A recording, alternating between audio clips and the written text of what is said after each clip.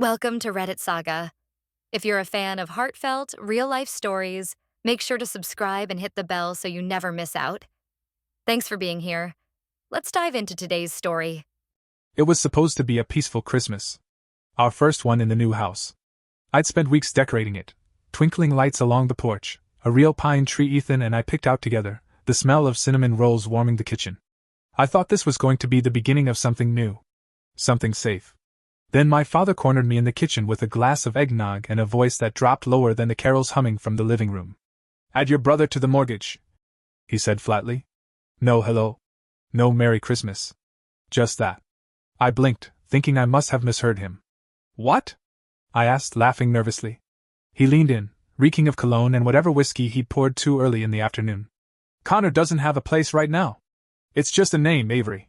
Just add him to the mortgage so he can get back on his feet." I stood there, spatula in hand, like an idiot. "But he's not buying the house. Ethan and I. You think you're better than your family now?" he snapped, voice still low but venomous. "Too good to help your own brother?" "I didn't say that. This isn't just my decision. Ethan. You're telling me that boy makes decisions for you now? He's my husband, Dad. We bought the house together. We signed the mortgage together. You know that." His eyes narrowed like I just spit in his drink. "So what? Connor's not your family anymore? After everything we've done for you?" I tried to keep my voice calm. "I'll talk to Ethan. That's all I can promise." He scoffed and walked out of the kitchen, leaving behind a trail of resentment so thick I could smell it on the mashed potatoes. I should have said no then and there. Later that night, after dinner, while people lingered around the tree and my nieces unwrapped early presents, I pulled Ethan aside into the guest bedroom. He already looked tense, like he'd felt the shift in the air. I told him what Dad had asked. Ethan didn't raise his voice. He never did. He just looked at me with tired eyes and said, "No. Absolutely not. We don't have to give Connor money. They just want his name on the mortgage." "And what does that get them?" Ethan asked. "Control? A claim to something they didn't build?" He wasn't wrong. Connor didn't have a job. He'd crashed 2 cars in the past year. He owed money to a dozen people and couldn't even hold down a weekend shift at a gas station. My parents had always cleaned up his messes, and now they expected me to do the same. Still, I felt torn. "They'll be furious." Ethan shrugged. "Let them be." But I was still naive.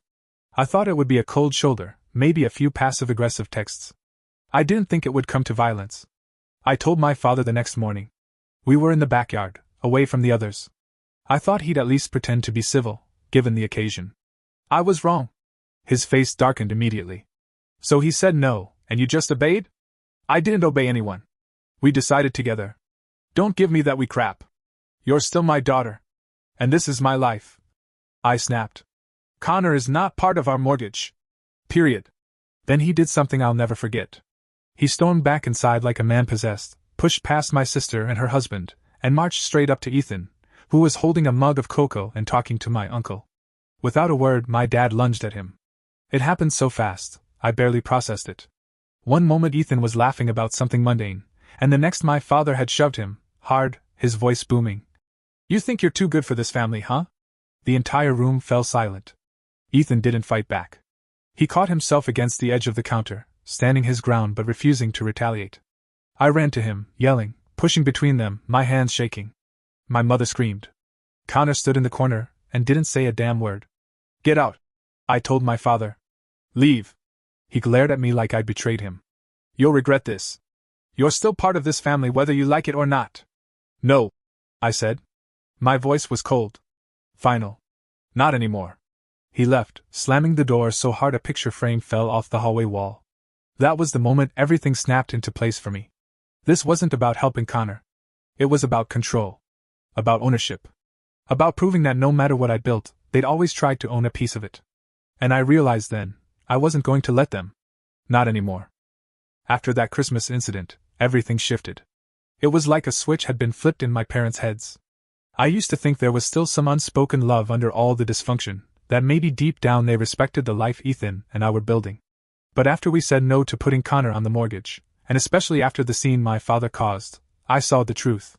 They weren't angry because we refused. They were angry because they couldn't control us anymore. At first, it was subtle. A few cold shoulders, some passive-aggressive comments in the family group chat. My mom texted me 3 days after the blow-up. Hope you and Ethan are enjoying your perfect little life. Some of us are struggling. I ignored it. Ethan and I agreed we wouldn't engage, at least not until they calmed down. But they didn't calm down. They escalated. 2 weeks after Christmas, my brother Connor called me. I hadn't spoken to him since the incident, and honestly, I didn't want to. But curiosity, and maybe a little guilt, got the better of me. He opened with the fakest warmth I'd ever heard. Hey sis, how's the new house? Fine, I said. What's going on? Well, he said, drawing it out. Mom and Dad were talking, and look, I know things got a little heated, but they just want to help. They were thinking maybe we could do a formal agreement, you know, something where I get added to the mortgage, but only on paper. I wouldn't even move in or anything. I laughed. I couldn't help it. Do you even hear yourself? What's the big deal? He whined. You and Ethan have more than enough. I'm your brother. Don't you think I deserve a chance too? Deserve? I repeated. You've never worked for anything. You crashed 2 cars, lied about having a job, and now you want a piece of the only thing I actually earned? That's harsh. No, Connor. What's harsh is watching our parents bend over backwards for you your whole life while I had to claw my way to everything. He hung up on me. A week later, my mom posted a status on Facebook. It was vague but pointed. It's sad when your own child forgets where they came from. We raised her, gave her everything, and now she turns her back when her family needs her most. I didn't respond. But people in the comments knew exactly who it was about. Maya tagged me. My cousin messaged me privately and asked, "What's going on?" At that point, Ethan suggested we start documenting everything. This isn't just petty family drama anymore, he said. They're pushing for something. I didn't want to believe it. But he was right. A few days later, we received a letter in the mail, handwritten and oddly formal. It was from my father. In it, he claimed that Ethan and I had verbally agreed to let Connor live in the house and be listed on the mortgage. He demanded a written confirmation and threatened to explore legal options if we didn't comply. I stared at the letter in disbelief. Ethan took photos and filed it immediately. They're trying to set up a paper trail, he said. It's bogus, but if they push this in court, it could become a nightmare. Then came the kicker, a lawyer's letter. Not a real one, some fake, legal representative, with no valid license number, just a Gmail address and a barely there header. But the letter accused us of fraudulent misrepresentation and demanded we honor the family agreement. It was absurd, borderline comedic, except for the fact that I knew my parents thought they were playing a real game. I started digging. I called an actual attorney and explained the situation. She was calm, professional, but also blunt. Family disputes like this can get very ugly, especially when property is involved. Can they actually do anything? I asked. Not unless you've signed something. But if they're lying or fabricating documents, that's a whole different matter. I had never felt so betrayed. I thought maybe they'd lash out emotionally, maybe give us the silent treatment. But what they were doing now, it was calculated. One night, while going through some old emails, I found something strange. A bank statement in my name from a credit union I didn't recognize. I dug deeper. Apparently my name, and Connor's, had been attached to a loan application for a car. A car I had never seen.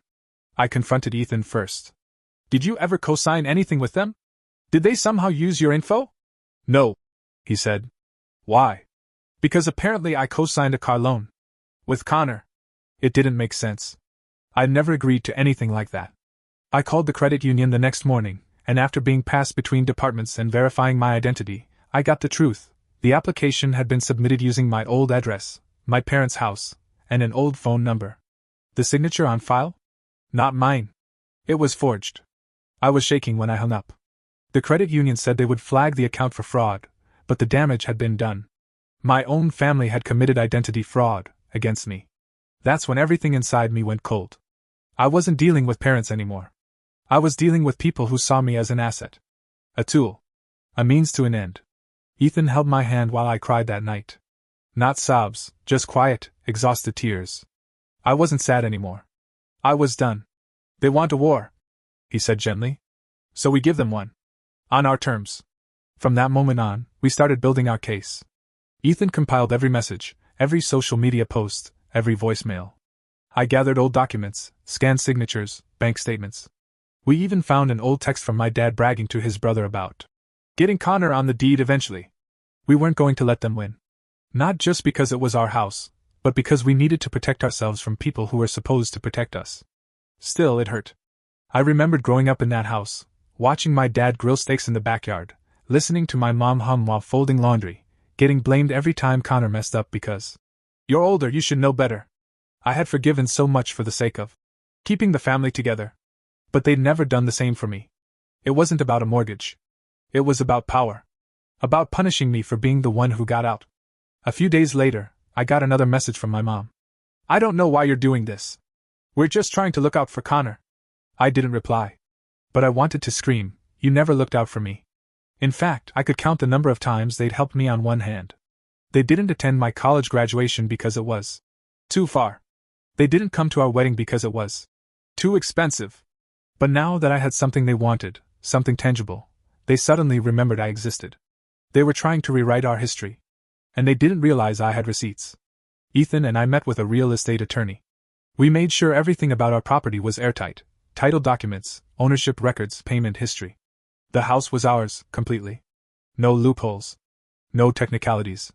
We even added a clause to our property agreement that no third party could make claims without a notarized, signed agreement, something my parents definitely didn't have. We also filed a fraud report against the forged car loan. I gave the credit union a sworn statement and reported it to the local police, who opened an investigation. I didn't expect much to come of it, but at least it was on record. And finally, we sent a cease and desist letter to my parents and Connor, demanding they stop all forms of harassment, public defamation, and fraudulent claims. I thought that would be the end of it. But I was wrong. The night before we sent the letter, I got a call from my mom. She was crying. "I don't know what's happening to this family," she sobbed. "You've become so cold." "No," I said, voice steady. "You pushed me away. You picked Connor every time. And now that I'm not giving you what you want, you're shocked that I'm protecting myself. You don't understand," she said. "Your father is under so much pressure. We just wanted Connor to have a future. So you tried to steal mine?" I asked. She hung up. And just like that, I knew this was the final break. There was no going back. The moment I dropped the cease and desist letters in the mailbox, a strange calm washed over me. Not peace, exactly, but clarity. I had spent so much of my life tiptoeing around my parents' moods, bending to their guilt trips, patching up Connor's chaos, and trying to be the bridge between logic and dysfunction. But now, for the first time, I had chosen myself. And I wasn't done. The law firm Ethan connected me with specialized in family-related property disputes. They'd seen every kind of mess: estranged parents trying to lay claim on assets, siblings squabbling over inheritances, even forged wills. So our story? Unfortunately, it wasn't rare. But that meant they knew exactly what to do. The first thing our lawyer, Marlene, asked was simple. "What outcome do you want?" "Freedom," I said. "And for them to know they can't bully me anymore." She smiled. "Then let's make it hurt, in a way they'll never forget." And so we built a strategy. We discovered something Ethan and I had never paid much attention to before: the lease agreement on my parents' apartment. It was under my name. Years ago, when they'd been at risk of eviction, Connor having defaulted on a loan and my dad tanking his credit, I'd stepped in to sign the lease for them. At the time, I thought I was helping. I was 25, newly promoted, optimistic. I told myself it was temporary. They just needed a little time. But 5 years had passed, and I was still the legal tenant. They'd never even offered to take over the lease. And more importantly, they had stopped paying rent 6 months ago. I hadn't noticed because I had their payments on autopay through a separate account I barely monitored, one I had set up when I thought family comes first was a virtue, not a trap. When I told Ethan, he blinked twice, then started laughing. "You're kidding. You're literally still paying for their roof?" "Not anymore," I said. "We're flipping the script." Marlene confirmed it. Not only had they defaulted on the lease, but since I was the named tenant, I had the full legal right to terminate it. And if I could prove they were living there without authorization and without payment, I could formally file for eviction. Still, part of me hesitated. Not because they didn't deserve it, but because there was a child inside me still waiting for her parents to act like parents. To say sorry. To mean it. But then I remembered the forged car loan. The fake lawyer. My father shoving Ethan. And my mother pretending none of it was their fault. No. They weren't going to learn through conversation. They were going to learn through consequence. So I planned a dinner. I sent a text to my mother first. Simple, emotionless. "Would you and Dad be willing to come over for dinner? I'd like to talk." The reply came within an hour. "Yes. That would be nice. Should we bring dessert?" Ethan looked at me when I read it aloud. "They think you're surrendering." "Let them," I said. We prepared everything like it was a normal evening. I made lasagna, bought wine, even lit candles. Ethan was quiet as he set the table, but his eyes never left me. He knew I wasn't second-guessing myself, just bracing for the weight of what was coming. They arrived 20 minutes late, of course. My father didn't even knock, just pushed the door open like he still owned every room he walked into. My mother trailed behind, holding a plastic tray of store-bought cookies like a peace offering soaked in sugar. "Avery," she said, giving me a quick hug. "Smells nice in here." My father didn't say anything. Just gave Ethan a tight nod and walked straight into the dining room like it was his. We sat. Ate. Talked. I let them ramble. My mom talked about how hard things had been lately, how rent was getting expensive, how Connor was still trying to get his life together. My dad didn't mention the incident with Ethan at all, as if ignoring it made it disappear. He just sipped wine and stared at the walls, eyes drifting to the family photos on our mantel. Eventually, I cleared my throat. "I've been thinking about everything," I began. "About the house. About Connor. About family." My mom leaned forward eagerly. "And? I want to make peace," I said. "Maybe there's a way we can share things. Make sure everyone's taken care of." My father's eyes lit up, just barely. But it was there. The smug little twitch at the corner of his mouth. That look I'd seen my whole life when he thought he'd gotten his way. I continued. "So I'm willing to look into some options. Maybe adding Connor to certain assets." Ethan shifted in his seat, playing his role perfectly, pretending to tense like this wasn't part of the plan. My mother nodded quickly. "That would mean a lot to us. We don't want to fight." "Of course," I said. "Neither do I." We ended dinner on smiles. Polite ones, but real enough to pass. They left with their tray of uneaten cookies and a spark of victory in their eyes. And the next morning, I filed the eviction paperwork. It felt cold. Clinical. But not wrong. Legally, I gave them 30 days' notice. I also froze the payment account and notified the leasing office that I was withdrawing as guarantor and tenant. Marlene ensured that everything was airtight, documented, notarized, undeniable. 7 days later, they received the letter. I didn't send it through a lawyer. I delivered it myself. I waited until 9 a.m., when I knew they'd be home. I parked across the street and walked up to the apartment, my name still listed on the buzzer.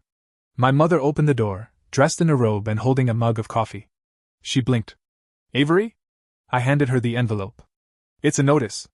You have 30 days to vacate. Non-payment. Lease violation. I'm no longer responsible for this apartment." Her mouth opened and closed. "But we had dinner. You said." "I said what you needed to hear," I replied. "Now I'm saying what's real." She stared at the paper like it was written in a foreign language. "You're evicting us?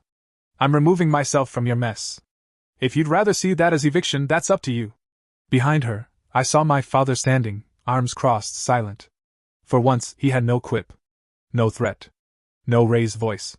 Just a man being confronted with the cost of his own choices. "You think this is over?" he finally said. "You think you've won?" I looked him straight in the eye. "No. I think I stopped losing." And then I walked away. The following weeks were chaos, from their end, at least. They called, they messaged, they sent letters. Some angry, some pathetic. My mom begged. My dad threatened. Connor even tried to show up at my work once. Security turned him away. Ethan and I never engaged. We had everything documented, and we had protection in place. Restraining orders if needed. Police reports. Legal records. We watched from a distance as their world crumbled. Turns out, without the apartment and without my financial lifeline, their debt caught up fast. They had no savings, and the few friends who used to lend a hand disappeared once the money stopped. I heard through a mutual friend, one of my cousins, who still talks to me privately, that they moved into a beat-up old van Connor had bought with a payday loan. No electricity. No bathroom. No heat. A week after their eviction, Ethan and I opened a bottle of wine on our patio. The night was quiet. Peaceful. Our home, untouched by anyone else's name or chaos. "To clarity," Ethan said, raising his glass. "To consequence," I replied. And as we clinked our glasses together under the soft glow of the porch light, I realized something. I didn't feel guilty. Not one bit. Because letting people manipulate you under the guise of family isn't loyalty. It's self-destruction. And I was done being the one who paid the price. It's strange how silence can be so loud once the noise is gone. For months, my life had been a constant hum of anxiety. Texts from my mother, Facebook rants, forged paperwork, Ethan checking cameras every night like we lived in a war zone. But after the eviction was processed, and 30 days passed without incident, our home became still again. Really still. Not temporary quiet, not tension hiding in the corners quiet. Just peace. That first morning after the move-out deadline, I brewed a fresh pot of coffee, walked barefoot onto our porch, and took in the cold, crisp air. The grass was wet with dew, the mail untouched, and the driveway empty, no surprise visits, no Connor's clunky sedan idling outside like a threat. They were gone. It was done. And yet, even in the quiet, I didn't feel celebratory. I felt reflective. Maybe a little numb. I didn't hear much from them for a while. There were a few final messages, half-hearted accusations about how I was turning my back on family and destroying blood ties for money. But they fizzled out when I never responded. That silence was the truest closure I could have asked for. But then, about 6 weeks after the eviction, I ran into my cousin Janelle at a grocery store across town. We weren't close, but we weren't on bad terms either. She recognized me first, waved me down between the cereal aisle and the frozen food section. "Hey, Avery," she said cautiously. "Hey," I replied, equally cautious. We exchanged a few polite nothings. Then she said it. "I heard about your folks. About everything." I didn't respond, just looked at her, waiting to see which direction she'd take it. She sighed. "Look, I'm not here to take sides. But you should know, they're living in a car now. An old one Connor borrowed from a friend. They've been parking behind a gas station off Route 7. I blinked. "Seriously?" "Yeah. I didn't believe it either. But I saw them. My mom gave them a blanket and a box of food last week. They didn't even want to talk." I didn't know what to feel. Pity? Triumph? Closure? They said they were just waiting for a check to clear, but it's been over a month. No one's helping anymore. Not after all that drama. I nodded slowly. "Thanks for telling me." She paused. "Are you okay?" I looked her in the eye and told the truth. "Yeah. For the first time in a long time, I am." That night, I didn't tell Ethan about the grocery store run-in. Not because I was hiding it, just because I wanted to sit with it for a while. I made dinner, we watched a movie, and when he finally went to bed early, I stayed up and poured myself a glass of wine. I stood in the doorway to our kitchen, looking at everything they had once tried to claim. The hallway with the crooked family photo. The scuffed baseboards from our rushed move-in. The kitchen island we couldn't afford at first but worked overtime to pay off. Every inch of this house was earned. And now, finally, it was ours alone. I carried my glass out to the porch again, wrapped in a thick blanket, and looked up at the stars. The kind of night sky you can only see when there's no one left to cast a shadow over it. I thought about Connor. About how he used to joke that I was too uptight for making Excel budgets in college, while he bought sneakers he couldn't afford. I thought about my dad, standing tall and smug at my wedding, pretending like he was proud while secretly planning how to pull me back into his orbit. I thought about my mother, who always sighed like love was a transaction and I never paid enough. And then I thought about that car, the one they were now crammed inside of, sleeping upright, probably blaming everyone but themselves. It would have broken me, once. The idea of them suffering. But not anymore. Because I had suffered too. Quietly. Repeatedly. I had handed over years of support, money, patience, boundaries. I'd tried every version of the peacemaker, the bridge builder, the responsible one. And they burned all of it for control. That night, sipping Cabernet and staring into the kind of stillness I'd only dreamed of, I realized something simple. It's not cruel to protect your peace. It's survival.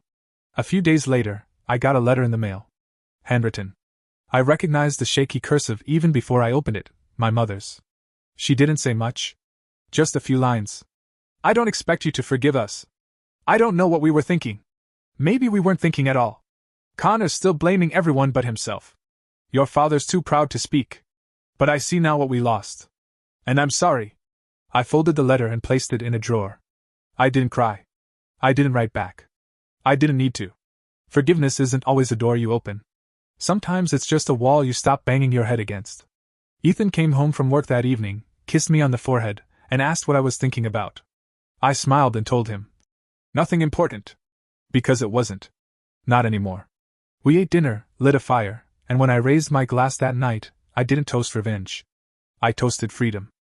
Growing up, we're taught that family is everything. That blood is thicker than water. That no matter how hard things get, you stick together. That loyalty means sacrifice. But no one tells you what to do when the people you're loyal to begin using your love as leverage. No one prepares you for the moment you realize that the people who are supposed to protect you are the very ones you need protection from. This story, my story, is not just about a house, or a mortgage, or a family disagreement gone wrong. It's about the cost of choosing yourself in a world that keeps telling you to choose others first. It's about learning that being the good daughter doesn't mean being the sacrificial lamb. And that setting boundaries isn't a betrayal, it's the only way to stay whole. For so long, I believed that keeping my family close meant enduring their dysfunction. That love meant tolerance, even if it hurt. That keeping the peace meant staying silent when things felt wrong. So I gave and gave, time, money, patience, space. I paid rent for people who never said thank you. I stayed quiet when they humiliated my husband. I swallowed my anger when they forged documents, spread lies, and demanded what was never theirs. Why? Because they were my family. But here's what I've learned: family isn't defined by DNA. It's defined by respect. If someone lies to you, manipulates you, threatens you, or harms the person you love, calling them family doesn't make it okay.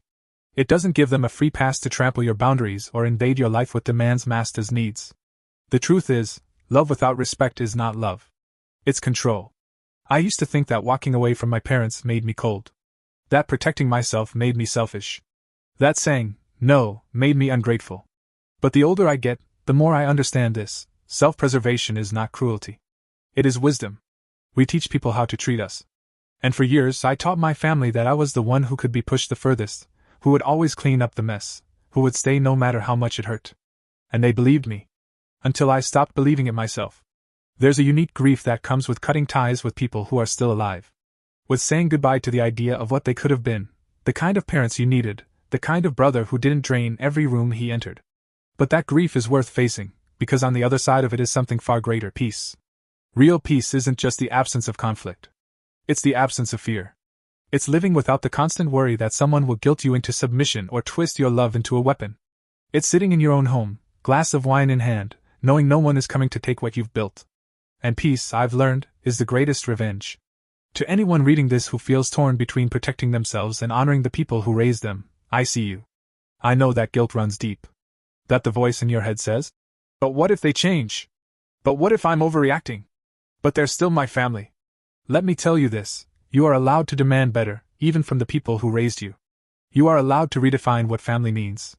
And you are allowed, no, obligated, to protect your joy. You don't owe anyone access to your life just because you share a last name. You don't owe anyone your silence when they're hurting you. You don't owe anyone the right to claim pieces of what you've earned through their manipulation or guilt. What you do owe, to yourself, is safety. And peace. And the kind of life that doesn't involve constant damage control. There will always be people who don't understand your boundaries. That's okay. They don't need to understand them. They just need to respect them. And if they can't, then those people don't deserve a seat at your table, no matter what role they've played in your past. Healing sometimes looks like closing the door and locking it behind you. Sometimes it looks like serving eviction papers and sipping wine on your porch while the stars come out. And sometimes it looks like waking up one morning, breathing in the silence, and realizing you're finally free. I'm not angry anymore. I'm not bitter. I don't replay the arguments or fantasize about revenge. I don't waste energy hoping they'll apologize. Because I don't need them to be sorry for me to be at peace. I just need to keep choosing myself. And I will. Every day.